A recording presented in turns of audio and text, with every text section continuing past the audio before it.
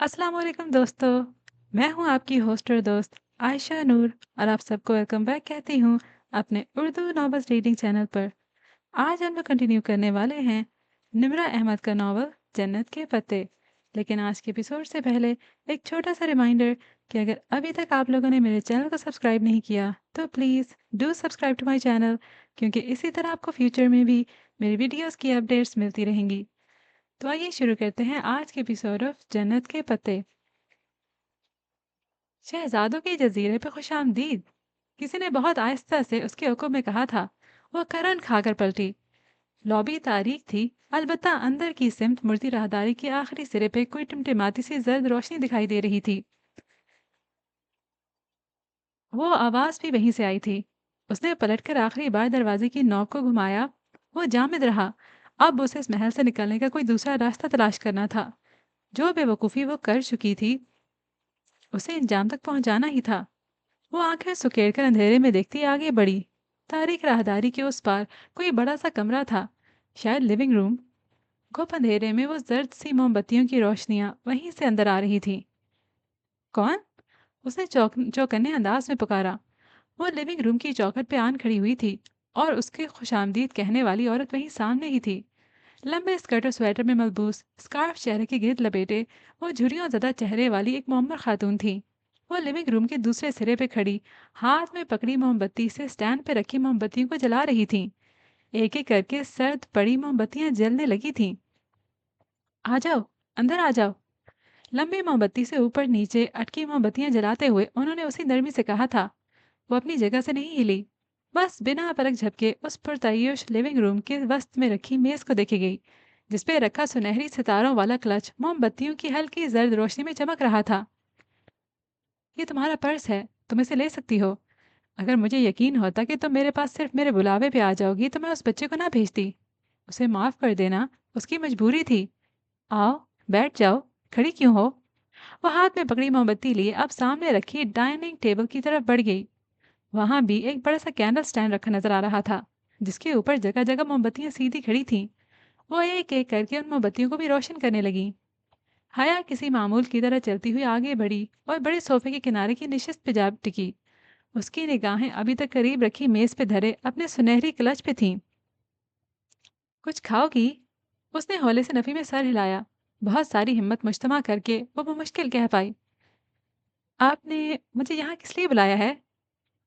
मुझे तुमसे कुछ पूछना है और फिर तुम्हें कुछ बताना है। अब्दुल रहमान आज सुबह की फ्लाइट से इंडिया चला गया है, मगर जाते जाते उसने ये काम मेरे जिम्मे लगाया था। वो अब उसकी जानब पुश्त किए आखिरी मोमबत्ती जला रही थी। वो अब्दुल रहमान के नाम पे हैरान नहीं हुई। उसने दोपहर में ही उस घर के बाहर गेट पे लगी तख्ती देख ली थी। उसके बावजूद जब वो बच्चा उस घर में दाखिल हुआ तो वो भी पीछे चली गई। वो सिर्फ अपने पर्स के लिए आई थी या किसी मामले के हल के लिए वो किसी नतीजे पे पहुंचने से कासिर थी। आपका अब्दुल रहमान पाशा से क्या रिश्ता है? वो बोली तो उसकी आवाज़ जर्द रोशनी की मानंद मध्यम थी। आहिस्ता आहिस्ता उसका खौफ ज़ायल हो रहा था। मैं अब्दुल रहमान की माँ हूँ। उन्होंने हाथ में पकड़ी मोमबत्ती मेज पर रखी और उंगली की पोरों पे लगी मोम खुरची, फिर पलटकर उसकी तरफ आई। अब्दुल रहमान ने तुम्हें मिलने का कहा था, लेकिन जब तुमने इनकार किया तो भले वो हाथों और दामन का साफ ना हो, दिल का इतना साफ है कि वो रुका नहीं। अलबत्ता जाते जाते उसने मेरे ज़िम्मे ये काम लगाया था कि मैं तुमसे मिल लूं और तुम्हें उन सवालों के जवाब दे दूं जो तुम्हारे जहन में कुल बुलाते रहते हैं। वो दुम सादे खामोशी से उस मुअम्मर औरत को देखे गई जो ठहर ठहर कर बोल रही थी। उन दोनों के दरमियान रखी कॉर्नर टेबल पे एक फोटो फ्रेम रखा था। उसमें दो चेहरे मुस्कुरा रहे थे। एक वही मुअम्मर खातून और दूसरा उनके साथ एक 35-36 बरस का मर्द, जिसके बाल घुंघरियाले और लंबे थे। आंखों पे फ्रेमलेस चश्मा था, चेहरे पे छोटी सी दाढ़ी जिसमें जगह जगह सफेद बाल झलकते थे। निहायत गहरी सांवली रंगत का वो शख्स बहुत ही आम सा कबूल सूरत मर्द था। इससे पहले कि मैं कुछ बताऊं, तुम अगर कुछ पूछना चाहती हो तो पूछ लो। हया ने फोटो फ्रेम से निगाह हटाकर उनको देखा, जो मुस्कुराती पुरशफकत निगाहों से उसे देख रही थी। वो दरवाजा बंद हो जाने पर डर गई थी, मगर अब उस डर का शायबा तक न था। अब्दुल रहमान पाशा मुझे फूल क्यों भेजता है? सफ़ेद फूल, जो शायद दुश्मनी की अलामत होते हैं। उसके सवाल पे वो हौले से मुस्कुराई। हर शख्स का अपना एक अंदाज होता है। शायद वो इस तरह फूल इसलिए भेजता है ताकि तुम्हें चौंकाए, तुम्हारी तवज्जो हासिल करे। मगर वो मुझे कैसे जानता है? اس نے وہ الجھن سامنے رکھی جو اس کو مسلسل پریشان کیے ہوئے تھی۔ میں تمہیں یہی بتانا چاہتی تھی۔ انہوں نے ایک گہری سانس لی۔ دسمبر میں تم نے کسی چیریٹی ایونٹ میں شرکت کی تھی۔ وہ اسلام آباد میں اس وقت اسی ہوٹل میں تھا۔ وہاں اس نے تمہیں پہلی دفعہ دیکھا تھا اور اسی رات پہلی دفعہ پھول بھیجے تھے۔ ایک دم سے اس کی اس 2 ڈھائی ماہ کی بے چینی کا اختتام ہو گیا۔ اسے فوراً سے یاد آ گیا جس رات اسے سپانجی کی طرف سے سلیکشن کی میل آئی تھی، اسی دوپہر اس نے وہ چیریٹی لنچ اٹینڈ کیا تھا جو زارا کی کزن کی کسی اسٹوڈنٹ فیڈریشن کے تعاون سے منعقد کیا گیا تھا۔ اس میں شہر کے کئی بزنس مین اور دیگر بااثر شخصیات نے شرکت کی تھی۔ وہ اور زارا بھی یوں ہی چلی گئی تھیں۔ یقیناً اسے عبد الرحمن پاشا نے وہیں دیکھا تھا۔ یہ ممکن تھا۔ تمہیں وہ ڈولی نامی خواجہ سرا تو یاد ہوگا۔ اسے عبد الرحمن نے ہی تمہارے طاقوں پہ لگایا تھا۔ ڈولی اس کے آبائی گھر کا پرانا خادم ہے، برسوں سے ہمارے ساتھ ہے، اور وہ صرف تمہاری مدد کے لیے تمہارے پیچھے آتا تھا۔ جہاں تک تعلق ہے اس میجر کا جس کو تم نے اس کی ماں اور بہن کے سامنے بے عزت کیا تھا، اس کی مدد بھی عبد الرحمن نے تمہاری ویڈیو ہٹوانے کے لیے ہی کی تھی۔ یہ الگ بات ہے کہ وہ میجر کرنل گیلانی کا بیٹا ہے۔ کرنل گیلانی جانتی ہو کون ہے؟ اس نے دھیرے سے نفی میں سر ہلایا۔ کرنل گیلانی وہ تھے جن کو تمہارے پھپھا نے ملک چھوڑتے ہوئے اپنے کیے میں پھنسا دیا تھا۔ بے گناہ ہوتے ہوئے بھی کرنل گیلانی نے کئی سال سزا کاٹی، اور گو کہ وہ بعد میں رہا ہو گئے تھے، انہوں نے قید کی صعوبتوں میں لگنے والی بیماریوں کے ہاتھوں زندگی ہار دی۔ اس میجر کی شادی ہونے والی ہے۔ اس نے تمہیں صرف اپنے کسی ذاتی منصوبے کے لیے پھنسانا چاہا تھا، مگر تم بے فکر رہو، وہ اب تمہیں تنگ نہیں کرے گا۔ تو یہ تھا سارا کھیل، ایک بااثر شخص کی اپنی محبت کو پا لینے کے لیے استعمال کردہ کچھ مہروں کی کہانی۔ ساری گتھیاں سلجھ گئی تھیں۔ اب آپ اسے کیا چاہتی ہیں؟ وہ ذرا سرد لہجے میں بولی۔ تم یہ گھر دیکھ رہی ہو؟ بیوک ادا میں اس وقت بجلی کا کوئی پول مرمت کے باعث کام نہیں کر رہا، سو اس علاقے میں بجلی بند ہے، ورنہ تم دیکھتی کہ جس گھر میں تم بیٹھی ہو وہ بیوک ادا کا سب سے خوبصورت، سب سے عالی شان محل ہے۔ یہ دولت، یہ شان و شوکت، یہ طاقت، یہ سب کچھ، اور ایک ایسا شخص جو تم سے واقعتاً محبت کرتا ہے، یہ سب تمہارا ہو سکتا ہے اگر تم اسے قبول کر لو، اگر تم عبد الرحمن سے شادی کر لو۔ میں نے یہی کہنے کے لیے تمہیں ادھر بلایا ہے۔ حیا نے گہری سانس اندر کھینچی۔ آپ کو پتہ ہے جب کوئی شخص کسی عورت کو اذیت دیتا ہے اور اس کی بے عزتی کا باعث بنتا ہے تو کیا ہوتا ہے؟ وہ عورت اس شخص کی عزت کرنا چھوڑ دیتی ہے۔ میں نے بھی عبد الرحمن پاشا کی عزت کرنا چھوڑ دی ہے۔ میں شادی شدہ ہوں، اس لیے میرا جواب صاف انکار ہے۔ کیا ہے اس ایک معمولی سے ریسٹورنٹ اونر کے پاس جو عبد الرحمن کے پاس نہیں ہے؟ وہ ذرا حیران ہوئی تھی۔ اس کے پاس حیا سلیمان ہے اور عبد الرحمن پاشا کے پاس حیا سلیمان نہیں ہے۔ وہ بہت استہزا سے چبا چبا کر بولی تھی۔ وہ خاتون لاجواب سی ہو گئی۔ اور اگر وہ نہ رہے تب بھی تمہارا جواب انکار ہوگا؟ وہ ایک دم اندر تک کام گئی۔ یہ دھمکی ہے؟ نہیں، محض ایک سوال ہے۔ میرا جواب پھر بھی انکار ہوگا۔ ٹھیک ہے، پھر تم بے فکر ہو جاؤ۔ عبد الرحمن زبردستی کا قائل نہیں ہے، نہ وہ عشق میں جوگ لینے والا شخص ہے۔ وہ آج کے بعد نہ تمہیں فون کرے گا، نہ تمہارا پیچھا کروائے گا، نہ ہی تمہارے راستے میں آئے گا۔ ویسے بھی وہ 2 ڈھائی ماہ سے قبل انڈیا سے واپس نہیں آئے گا، اور اس کے آنے تک تم جا چکی ہوگی۔ اس نے مجھ سے کہا تھا کہ اگر تمہارا جواب انکار ہو تو میں تمہیں اس چیز کی گارنٹی دے دوں کہ وہ تمہیں اب کبھی پریشان نہیں کرے گا۔ تم جا سکتی ہو۔ آخری فیری 8 بجے نکلے گی۔ اگر تم چاہو تو ٹکٹ کے پیسے… بہت شکریہ، میرے پاس پیسے ہیں۔ اس نے اپنا کلچ اٹھایا اور تیزی سے اٹھی۔ سنو، تم اچھی لڑکی ہو، کبھی دوبارہ بے وقدا آنا تو ادھر ضرور آنا، مجھے تم سے مل کر خوشی ہوگی۔ مگر مجھے نہیں ہوگی۔ وہ واپس پلٹ گئی۔ نیند تاریخ راہداری کے دوسرے سرے پہ بنے دروازے کا نوب اس نے گھمایا تو وہ کھل گیا۔ وہ دروازہ کھول کر باہر آ گئی۔ پتھر بن جانے کے خوف سے اس نے پیچھے مڑ کر نہیں دیکھا۔ باہر شام کی نیلگوں روشنی ڈوب رہی تھی، ہر سو اندھیرے چھانے لگا تھا۔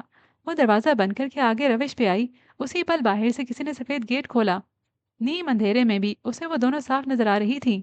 وہ ترک میں باتیں کرتی، ہاتھ میں ہاتھ ڈالے چلی آ رہی تھیں۔ وہی گہری جامنی فراک والی بچی اور بھورے اسکارف والی بڑی لڑکی جس کے بازو میں جنگلی پھولوں سے بھری ٹوکری تھی۔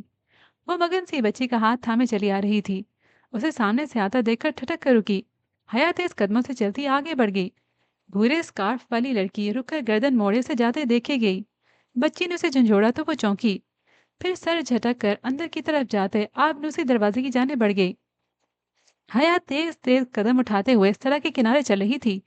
समंदर की तरफ से आती हवा मजीद सर्द हो चली थी। नीलगुण स्याह पड़ती शाम दम तोड़ रही थी। जब तक वो वापस बंदरगाह पे पहुंची, शाम अंधेरे में बदल चुकी थी। तारीख रात, वीरान समंदर, पूरा सरार जजीरा। उसका दिल चाह रहा था कि कोई महफूज जगह मिले तो वो फूट फूट कर रो दे। अभी तो वो रोने की हिम्मत भी नहीं कर पा रही थी। रात को फेरी कितने बजे आएगी? उसने टिकट की खिड़की से झांकते ऑफिसर से पूछा। उसका मोबाइल जहां साथ लाया था, मगर वो वापस नहीं ले सकी थी। और जहान और डीजे के मोबाइल नंबर्स उसे याद नहीं थे, वरना कहीं से कॉल कर लेती। वो चले गए होंगे और कितने परेशान होंगे, वो अंदाजा कर सकती थी। 8 बजे। टिकट चेकर ने जवाब देते हुए बगौर से देखा, फिर साथ रखा कागज उठाकर देखा। आर यू हया सुलेमान, पाकिस्तानी टूरिस्ट? टूरिस्ट, उसने कहने के साथ वो प्रिंट आउट उसके सामने किया, जिसमें उसकी और डीजे की आज दोपहर की खींची तस्वीर प्रिंट की गई। Yes I am. मेरी फेरी निकल गई थी, लेकिन क्या मेरे फ्रेंड्स इधर ही हैं? फटते जज्बात से उसकी आंखें डबडबा गई थीं। उसने सोच भी कैसे लिया कि वो उसे छोड़कर चले गए होंगे। Police station, come to police station. और जब वो पुलिस ऑफिसर्स के हमरा पुलिस स्टेशन पहुंची तो अंदरूनी कमरे में उसे वो दोनों नजर आ गए। डीजे कुर्सी पे सर दोनों हाथों से थामे बैठी थी, जबकि जहान अगली उठाए दृष्टि से सामने बैठे ऑफिसर से कुछ कह रहा था।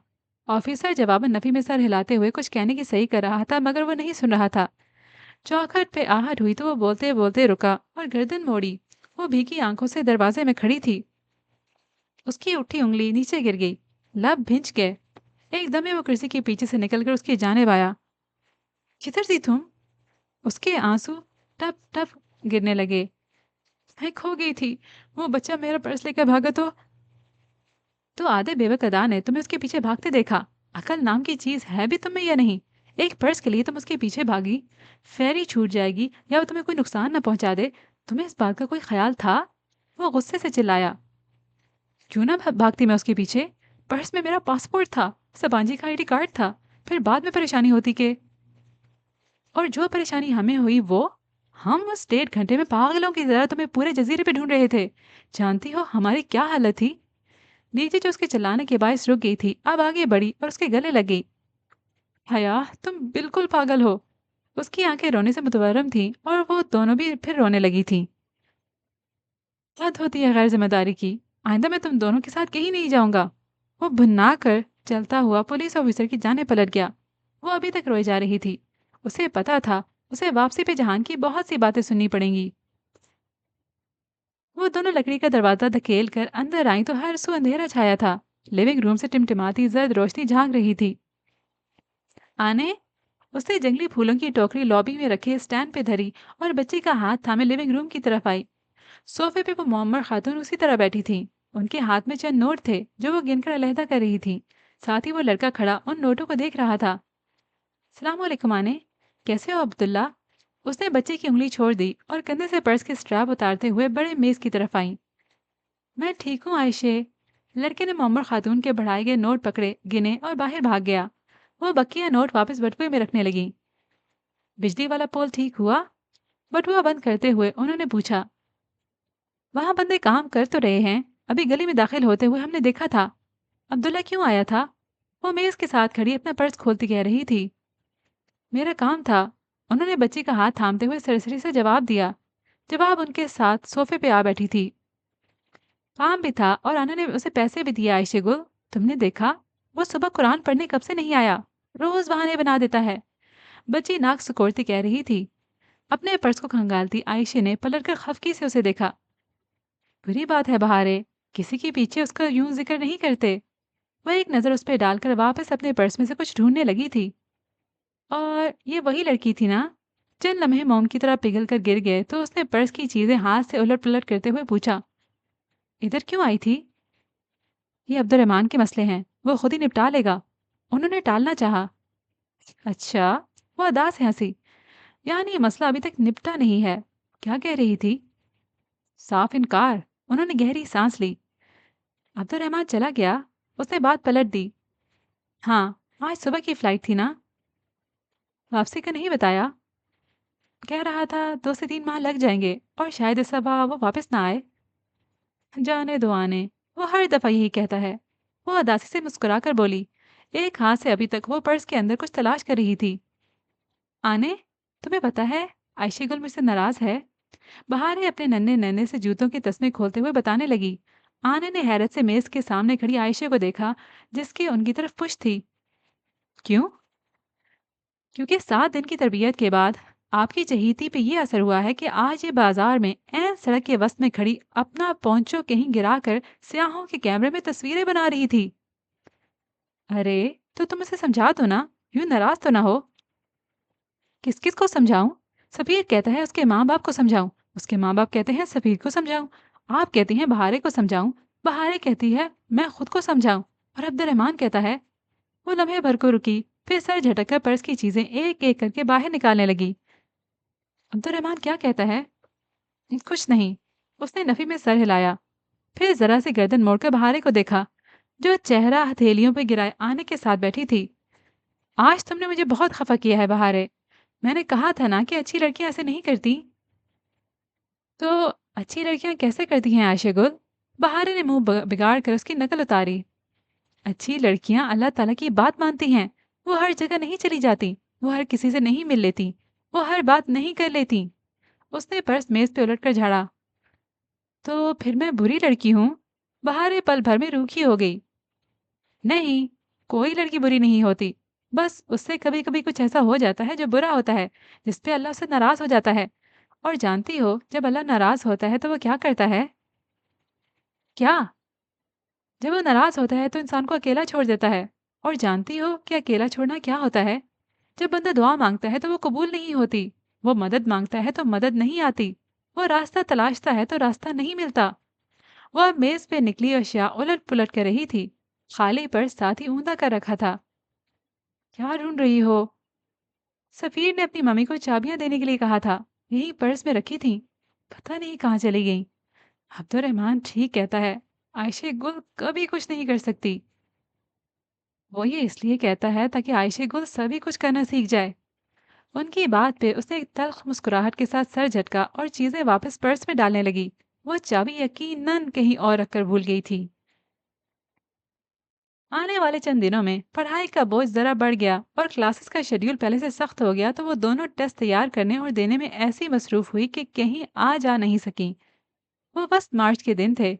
इस्तांबुल पे चाया कहर टूट रहा था और बाहर की रसीली हवा हर सू गुलाब और ट्यूलिप्स खिला रही थी।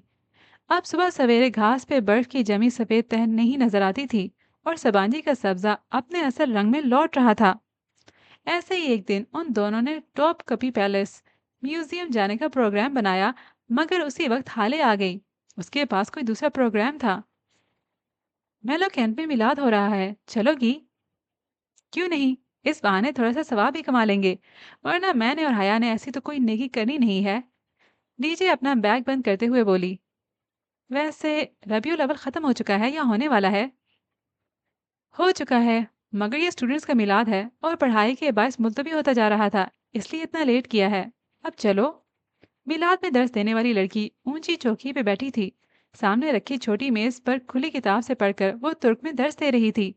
साथ ही वो एक शर्मिंदा निगाह सामने दी गई लड़कियों के साथ बैठी हया और खदीजा पे डाल लेती, जो सरों पे दुपट्टा लपेटे बहुत तवज्जो से दर्स सुन रही थी। मदरस लड़की सख्त शर्मिंदा थी। हाजरीन की अंग्रेजी अच्छी नहीं थी, इसलिए उसकी मजबूरी थी कि उसे तुर्क में दर्स देना पड़ रहा था, और उसे यकीन था कि बज़ाहिर बहुत तवज्जो और गौर से सुनती पाकिस्तानी एक्सचेंज स्टूडेंट्स को समझ कुछ नहीं आ रहा। दर्स खत्म हुआ तो वो लड़की उनकी तरफ आई और बहुत माजरत ख्वाहाना अंदाज में उनको देखा। आपकी समझ में तो कुछ नहीं आया होगा। लें, समझ क्यों नहीं आया? डीजे ने नाक से मक्खी उड़ाई। पहले आपने हजरत अस्वद को चादर पे रखने वाला वाकया बताया, फिर गारे हिरा, वही, मुसलमानों की इब्तदाई तकालीफ, हजरत अबू बकर सदीक की कुर्बानियाँ, अबू जहल बिन हशाम की गुस्ताखियाँ, हजरत उमर का कबूल इस्लाम, हिजरत मदीना, फिर गुज़वा बदर। लड़की ने बेयकीनी से पलकें झपकाईं। आपको तुर्क आती है? तुर्क नहीं आती, मगर अपनी हिस्ट्री सारी समझ आती है। वो जवाबन हंसकर बोली। तुर्क उर्दू जैसी ही लगती थी और वाकयातन वो सहाबा कराम के इस्मा के बायस सब समझ पा रही थी। शुक्रिया, शुक्रिया। वो इतनी खुश हुई कि उसका चेहरा गुलाबी पड़ गया। मिलाद खत्म हुआ तो हाले की अम्मी का फोन आ गया। उन्हें कोई जरूरी काम था। सो हाले ने उनके साथ आगे जाने से माजरत कर ली। अब उन्हें टॉप कपी पैलेस अकेले जाना था। दो लोग अकेले तो नहीं होते। वो टैक्सम स्क्वायर पे बस से उतरी तो हया ने उसे तसल्ली दी। डीजे हंस दी। फिर भी तीसरे को साथ लेने में क्या हर्ज है। वो इस्तकलाल स्ट्रीट की जाने मुड़ी तो कदम दम बखुद खुद बखुद बर्गर किंग की जाने उठने लगे। वो चलेगा हमारे साथ। उस रोज कितना गुस्सा किया था उसने, याद है? वो इसलिए कि तुम्हें ढूंढते हुए वो बहुत फिक्रमंद और परेशान हो गया था। मगर आप थोड़ा सा इसरार करेंगे तो ज़रूर चलेगा। इस्तकलाल स्ट्रीट वैसे ही रश से भरी थी। वो दोनों बाजू में बाजू डाले तेज तेज चल रही थी। ये उनकी दोस्ती की अलामत हरगिज नहीं थी, बल्कि स्ट्रीट के जेब कतरों से बचाव के लिए वो अपने मिले हुए कंधों से पर्स लटकाती थीं ताकि छीने न जा सकें। हया तो उस वाक़ये के बाद बहुत मोहतात हो गई थी। अब भी उसने अपने सफ़ेद कोट के ऊपर पर्स यूं डाल रखा था कि बाएं कंधे से स्ट्रैप गुजार कर दाएं पहलू से पर्स लटक रहा था। बाल खुले थे और दुपट्टा गर्दन के गिर्द लिपटा था। डीजे ने भी उसी की तरह शलवार कमीज पे स्याह लंबा कोट पहन रखा था। बर्गर किंग में खूब गहमा गहमी थी। इश्तिहा अंगेज सी महक सारे माहौल में फैली थी। वो दोनों आगे पीछे चलते हुए किचन की तरफ खुलते दरवाजे की तरफ आईं। सामने तवील सा किचन था। इधर उधर एप्रन और टोपियां पहने दो चार अफराद आ जा रहे थे। एक स्लेब के साथ वो भी खड़ा था। जीन्स और शर्ट पे सफेद एप्रन पहने, हाथ में बड़ा टोका लिए वो कटिंग बोर्ड पे रखे गोश्त के बड़े बड़े टुकड़ों को खटाखट काट रहा था। Good morning manager. दोनों ने चौखट में खड़े होकर बआवाज़ बुलंद पुकारा तो उसका तेजी से चलता हाथ रुका। उसने गर्दन उठाकर उन्हें देखा, फिर सर से पांव तक उनका जायजा लिया। दोनों जॉगर्स पहने फूले हुए हैंड बैग्स उठाए हुए थीं। हया के हाथ में रोल किया हुआ इस्तांबुल का नक्शा था और डीजे के हाथ में एक गाइड बुक। गोया वो पूरी पूरी तैयारी से आई थी। Good morning. वो वापस गोश्त की तरफ मुतवज्जे हुआ और दूसरे हाथ से एक छोटी सी स्टैंड पे लगी तख्ती उठाकर सामने काउंटर पर पटक कर रखी। उस पर लिखा था, I am busy, do not disturb. हया और खदीजा ने एक दूसरे को देखा। फिर हया वहीं चौखट के साथ टेक लगाए बाजू सीने पे लपेट कर जेरे लब मुस्कुराते हुए उसे देखने लगी, जबकि डीजे मुस्कुराहट दबाए आगे बढ़ी। हम टॉप कॉपी पैलेस जा रहे हैं। खदीजा ने काउंटर के सामने आकर इतला दी। इस्तकलाल स्ट्रीट से बाहर निकलो, टक्सम से म्यूनिसिपैलिटी बस पकड़ो, वो पहुंचा देगी। वो सर झुकाए एक हाथ से गोश्त का टुकड़ा पकड़े दूसरे से खट खट छुरी चला रहा था। मगर हमें एक हैंडसम गाइड भी चाहिए। हैंडसम गाइड अभी मसरूफ है, किसी गैर हैंडसम गाइड से रब्ता करो।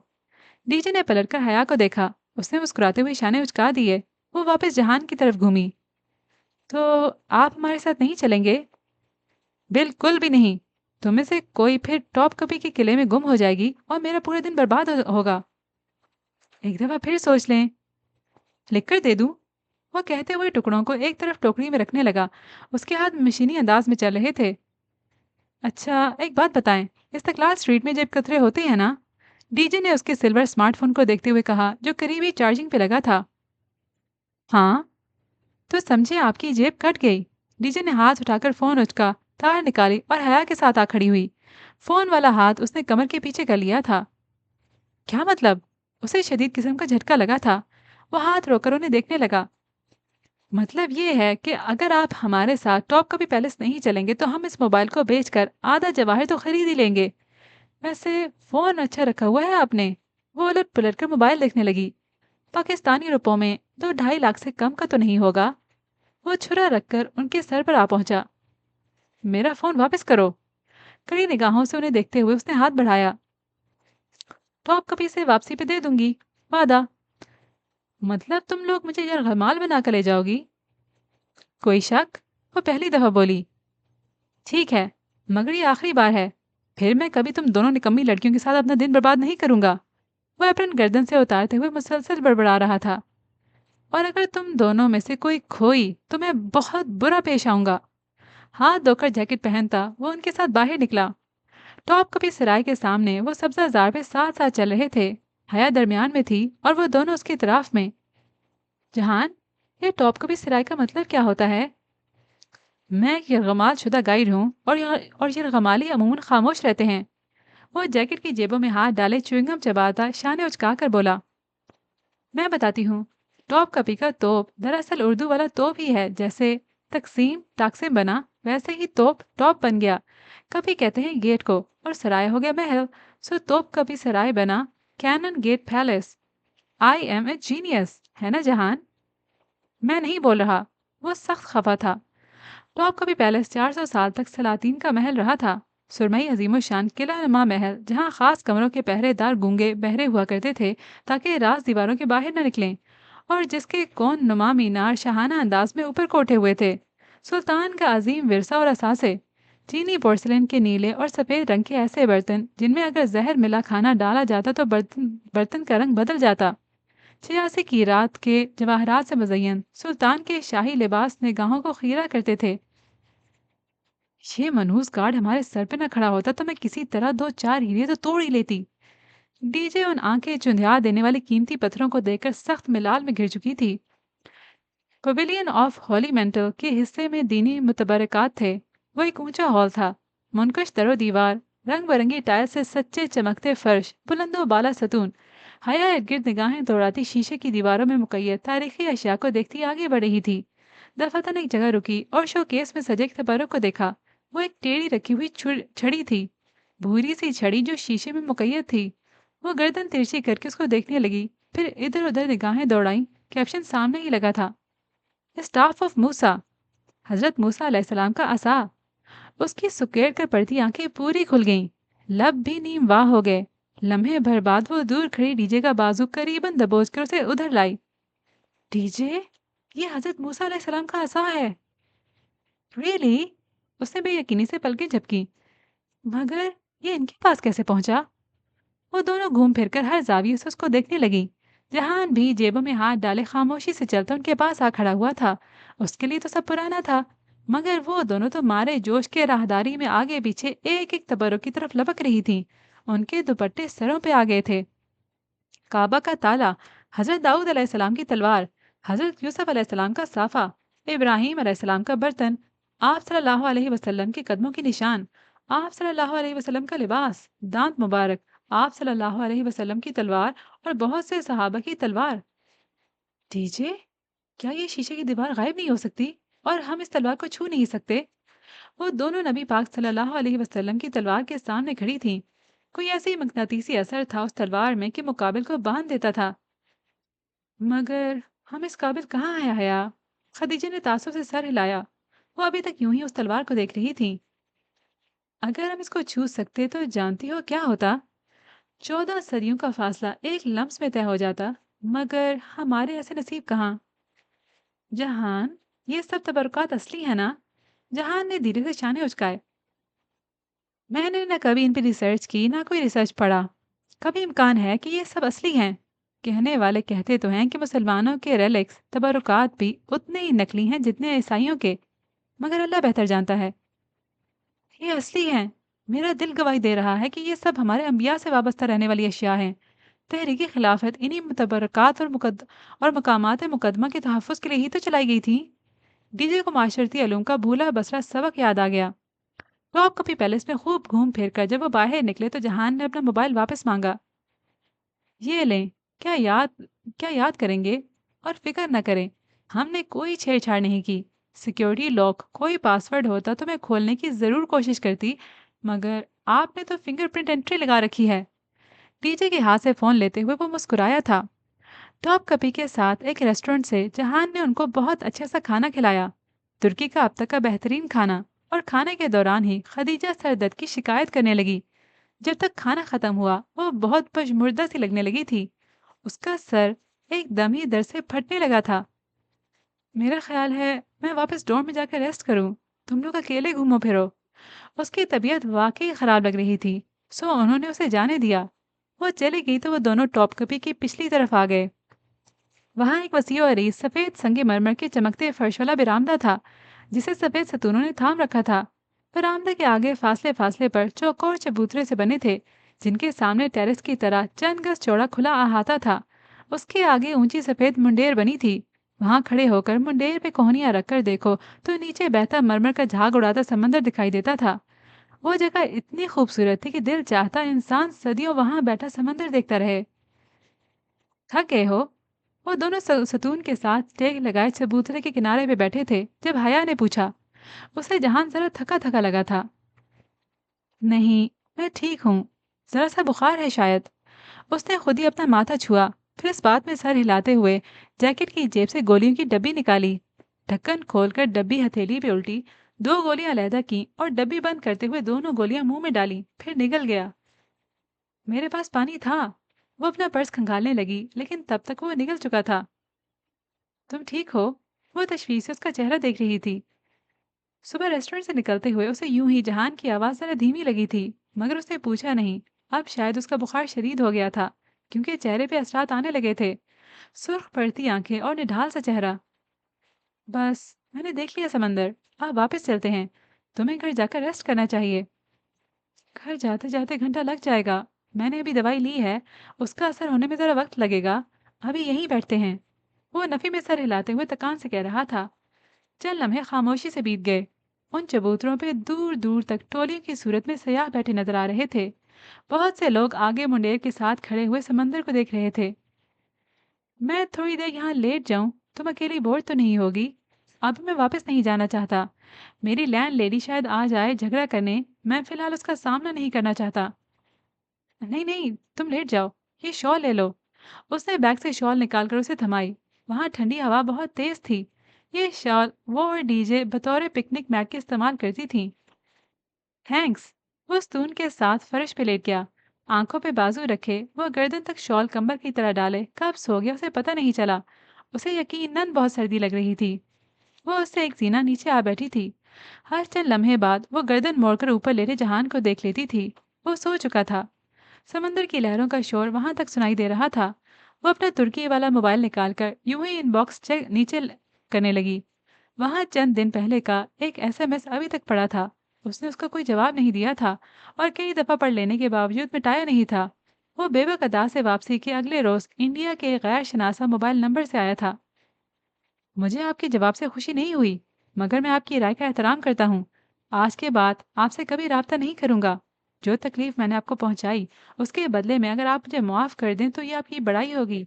और अगर कभी आपको इस्तांबुल में कोई मसला हो, सरकारी काम हो या गैर सरकारी, कानूनी या गैर कानूनी, मुझे सिर्फ एक एसएमएस कर दीजिएगा। आपका काम हो जाएगा। ARP। उस पैगाम के बाद उस शख्स ने वाकईतन कोई राब्ता नहीं किया था। वो अब इस्तांबुल में बहुत आज़ादी से, बहुत मुतमईन दिलो दिमाग के साथ घूमती थी। उसे पहले की निस्बत अब ARP से डर नहीं लगता था। मगर उस वक्त वो पैगाम दोबारा पढ़ते हुए उसके जहन में ख्याल खूंदे की तरह लपका था। उसने पलट कर एहतियात से जहान को देखा। वो आंखों पे बाजू रखे सो रहा था। वो वापस सीधी हुई और रिप्लाई का बटन दबाया। उस पैगाम का जवाब उसे कभी न कभी तो देना ही था। उसने सोचा कि खूब गौर व फिक्र करके कुछ ऐसा लिखकर भेजेगी कि वो भड़के भी नहीं और दोबारा उसका पीछा भी ना करे। सो अचानक उसे एक अजीब सा ख्याल आया था। जहान को सिर्फ बुखार नहीं था, वो परेशान भी था। उसे बेबक अदा वाले ट्रिप के मुकाबले में जरा कमजोर लगा था। गर्दिश माश के झमेलों में फंसे उस इंसान की अगर वो एक मदद कर सकती थी तो उसमें आखिर हर्ज क्या था? वो काफी देर सोचती रही। फिर उसने जवाब टाइप करना शुरू किया। आपकी वसीयत नज़री का शुक्रिया। मुझे वाक़ईतन इस्तांबुल में काम दरपेश है। अगर आप मेरी मदद करें तो मैं उसे आपकी तरफ से पहुंचाई जाने वाली अजियत का मुदाबा समझूंगी। उसने पैगाम भेज दिया। अब वो खामोशी से बैठी समंदर की लहरें देखने लगी। वो बेवकदा उसके घर भी तो चली गई थी और जब दरवाज़ा बंद हुआ था तो उसे लगा था वो एक संगीन गलती कर चुकी है। मगर उस गलती का नतीजा बहुत अच्छा और इत्मीनान बख्श निकला था। उसे एहसास था कि अब भी उसने गलती की है। और उसका नतीजा? एकदम फोन की घंटी बजने लगी। वो चौंकी और मोबाइल सामने किया। वही इंडिया का गैर शनासा सा नंबर था। वो तो समझी थी कि टेक्स्ट पे बात हो जाएगी। बहुत है, मगर उसे अंदाजा नहीं था कि वो फोन कर लेगा। वो मोबाइल संभालती उठकर सामने मुंडेर के पास चली आई। अगर वो यहाँ खड़े होकर बात करेगी तो जहां तक आवाज नहीं पहुंचेगी। हेलो। उसने फोन उठा लिया। जहे नसीब, जहे नसीब। आज आपने हमें कैसे याद कर लिया? वही आमियाना सा मुस्कुराता लबो लहजा। उसे अपनी हरकत पे शदीद पशेमानी हुई थी। मुझे एक काम था। वह एहतियात से नबेतुले लहजे में कहने लगी। और बेहतर होगा कि हम कोई बेकार की बात करने के बजाय काम की बात करें।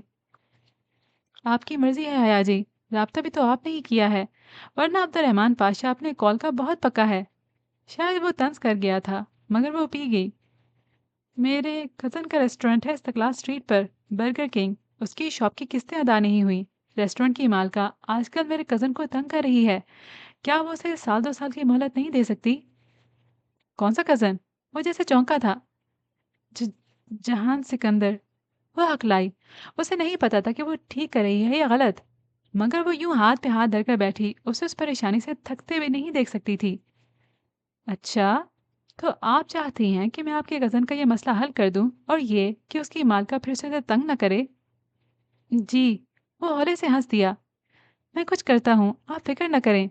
उसने फ़ोन रख दिया और सोचने लगी कि वो हंसा क्यों था। वो वापस आकर जहान के साथ बैठ गई। चंद लम्हे लगे थे उसे नॉर्मल होने में। उसने वही किया जो उसे ठीक लगा था और अब वो ज़रा मुतमईन थी। काफ़ी देर वो वहीं सुकून के साथ टेक लगाए रही। उसके अकब में टॉप कपी का अजीम महल था और सामने मरमरा का समंदर। समंदर के उस पार एशियाई इस्तांबुल पुराना शहर था। बहुत से लम्हे महल की दीवारों से रेंगते मरमरा के पानियों में घुल गए तो एकदम जहान का मोबाइल बजा। वो जैसे एक झटके से उठ बैठा, शॉल हटाई और जेब से मोबाइल निकाला। तब तक कॉल करने वाला शायद कॉल काट चुका था। रेस्टोरेंट से आ रही थी कॉल। मेरा ख्याल है वापस चलते हैं। वो चालाक लोमड़ी ना आई हो कहीं। वो परेशानी से कहता उठ खड़ा हुआ। सब ठीक हो जाएगा, तुम क्यों फिक्र करते हो? वो बड़े इत्मीनान से कहते हुए उसके साथ खड़ी हुई। जहान ने उसकी बात पे थके थके से अंदाज में नफी में सर हिला दिया था।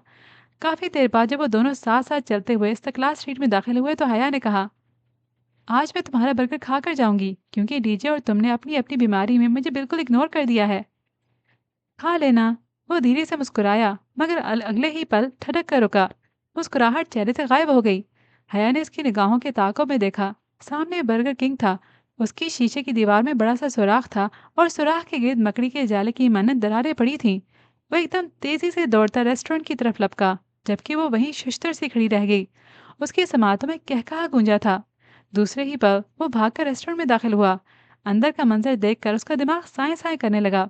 खिड़कियों के टूटे शीशे, उल्टा बिखरा टूटा फर्नीचर, ऊंधी मेजें, टुकड़े टुकड़े हुए बर्तन, हर जगह तोड़ फोड़ के आसार थे। अमले के एक शख्स के साथ दो पुलिस वाले खड़े थे। एक ऑफिसर हाथ में पकड़े क्लब बोर्ड पर लगे कागज पे कुछ लिख रहा था। जहां तहैयुर से वो सब कुछ देखता उन पुलिस ऑफिसर्स की तरफ आया। वो उससे कुछ पूछ रहे थे और वह सदमे और शौक से गंग नफी में सर हिलाता कुछ कह नहीं पा रहा था। ये सब क्या है? उसने करीब से गुजरते शेफ को रोक कर पूछा। जवाबन उसने तासुब से सर हिलाया। वो गैंगस्टर्स थे। उनके पास असलहा था। वो अंदर आए और पूरा रेस्टोरेंट उलट दिया। अमले को जदोकोब भी किया। पुलिस भी बहुत देर से पहुंची। वो कहकर आगे बढ़ गया और उसका दिल चाह रहा था वो फूट फूट कर रोना शुरू कर दे। ये उसने क्या कर दिया? किस शख्स पे भरोसा कर लिया? हो खुदाया! पुलिस ऑफिसर्स की किसी बात के जवाब में कुछ कहते जहान की निगाह उस पे पड़ी, जो बमुश्किल आंसू रोके खड़ी थी। उसने उसे हाथ से जाने का इशारा किया। वो वहीं खड़ी रही। वो उसकी तरफ आया। तुम जाओ, टैक्सम से बस पकड़ लेना, अभी जाओ, मैं तुमसे बाद में बात करूंगा। वो थका-थका सा कह रहा था। उसका चेहरा पहले से ज़्यादा पशमुर्दा और थकन-ज़दा लग रहा था। वो सर हिलाकर आंसू पीती पलट गई। ये तुमने क्या कर दिया हया? जो उसके पास था उसे भी ज़ाया करा दिया। आई हेट यू हया, आई हेट यू। खुद को मलामत करती वो खामोश आंसुओं से रोती वापस टाक्सम जा रही थी। एक लम्हे उसका दिल चाहा था कि वो फ़ोन करके उस शख्स को बेनकद सुनाए, मगर शायद वो यही चाहता था, राब्ता करने का कोई बहाना। उसने आंसू रगड़ते हुए सर झटका। नहीं, अब वो उसे कभी फ़ोन नहीं करेगी। तो इसी पॉइंट पे करते हैं आज की एपिसोड को ख़त्म। इंशाल्लाह आगे भी इसी पॉइंट से कंटिन्यू करेंगे। उम्मीद करती हूँ कि अभी तक की स्टोरी आपको पसंद आ रही होगी। अगर ऐसा है तो कमेंट सेक्शन में लिखना मत भूलिएगा। इसके अलावा भी आपकी नोवेल रिकमेंडेशंस का मुझे कमेंट सेक्शन में इंतज़ार रहेगा। अभी के लिए मुझे इजाज़त दीजिए। इंशाल्लाह आइंदा मिलेंगे। तब तक के लिए हँसते रहिएगा, मुस्कुराते रहिएगा। अल्लाह हाफ़िज़।